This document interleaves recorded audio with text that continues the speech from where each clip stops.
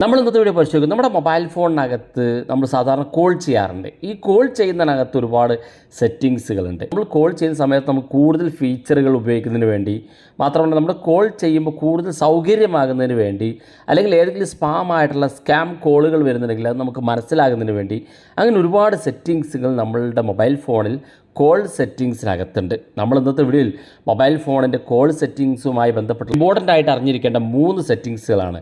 Video അവസാനം വരെ കണ്ടു നോക്കുക, തീർച്ചയായിട്ടും ഉപകാരപ്പെടും. നിങ്ങളുടെ സുഹൃത്തുക്കൾ കൂടി ഈ വീഡിയോ ഷെയർ ചെയ്ത് കൊടുക്കുക. ഇപ്പോൾ ഇറങ്ങുന്ന മൊബൈൽ ഫോണിനൊക്കെ ഗൂഗിളിൻ്റെ തന്നെ ഗൂഗിൾ ഡയലർ എന്നുള്ള ഈ ഫോൺ ഡയലറാണ് കാണാൻ സാധിക്കുക.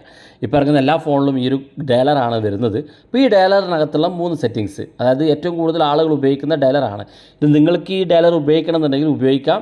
വളരെ യൂസ്ഫുൾ ആയിട്ടുള്ള ഗൂഗിളിൻ്റെ ആപ്പാണ് ഇത്. നിങ്ങൾ ഉപയോഗിച്ച് കഴിഞ്ഞാൽ, ഓപ്പൺ ചെയ്ത് കഴിഞ്ഞാൽ നമ്മുടെ ഗൂഗിൾ ഡയലർ ഡിഫോൾട്ട് ആക്കി കഴിഞ്ഞാൽ ഇതുപോലെ കാണിക്കും. നമുക്ക് കോൾ ചെയ്യാനുള്ള ഓപ്ഷൻ ഉണ്ടാകും. ഏറ്റവും മുകളിൽ നമുക്ക് 3 ഡോട്ട് ഉണ്ട്. അത് ക്ലിക്ക് ചെയ്ത് കൊടുത്താൽ ഇവിടെ 3 ഓപ്ഷൻ കാണും. ഒന്നാമത്തെ സെറ്റിങ്സും, രണ്ടാമത്തെ ക്ലിയർ കോൾ ഹിസ്റ്ററി എന്നാണ്. ക്ലിയർ കോൾ ഹിസ്റ്ററി എന്ന് കാണുന്ന ഭാഗം ക്ലിക്ക് ചെയ്താൽ നിങ്ങൾ ഇതുവരെ കോൾ ചെയ്ത എല്ലാ ഡീറ്റെയിൽസ് നമുക്ക് ക്ലിയർ ചെയ്ത് കളയാൻ സാധിക്കും. ഇതിൽ ഏറ്റവും ആദ്യത്തിൽ സെറ്റിങ്സ് ഒരു ഓപ്ഷൻ ഉണ്ട്. നമുക്കത് ക്ലിക്ക് ചെയ്ത് കൊടുക്കുക.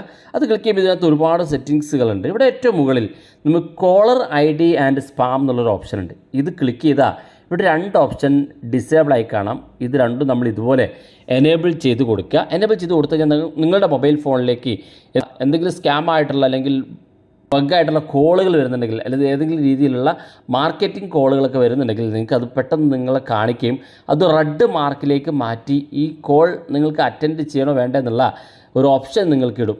ഇത് പ്രധാനമായിട്ടും നമ്മൾ എനേബിൾ ചെയ്ത് വെക്കേണ്ട ഒരു സെറ്റിങ്സ് ആണ്. രണ്ടാമത്തെ സെറ്റിങ്സ് നമ്മൾ കുറച്ച് താഴോട്ട് വരുമ്പം ഇവിടെ കോളർ ID അനൗൺസ്മെൻറ്റ് എന്നുള്ള ഓപ്ഷൻ ഉണ്ട് താഴെ ഭാഗത്ത്. അത് ക്ലിക്ക് ചെയ്താൽ ഇവിടെ ഏറ്റവും മുകളിൽ അനൗൺസ് കോളർ ID എന്നുള്ള ഭാഗം ക്ലിക്ക് ചെയ്താൽ ഇവിടെ ഏറ്റവും മുകളിൽ ഓൾവേസ് എന്നുള്ളിടത്തേക്ക് വെച്ച് കഴിഞ്ഞാൽ പിന്നെ നിങ്ങൾ സേവ് ചെയ്ത കോളുകളോ സേവ് ചെയ്യാത്ത കോളുകളൊക്കെ വരുന്ന സമയത്ത് നിങ്ങൾക്ക് സ്പീക്കർ അനൗൺസ്മെൻറ്റ് ചെയ്യും. നിങ്ങളുടെ കോൾ ചെയ്യുന്ന വ്യക്തി ആരാണ്, നിങ്ങൾ സേവ് ചെയ്ത കോൺടാക്റ്റ് ആണെങ്കിൽ ആ സേവ് ചെയ്ത പേര് വിളിച്ച് പറയും.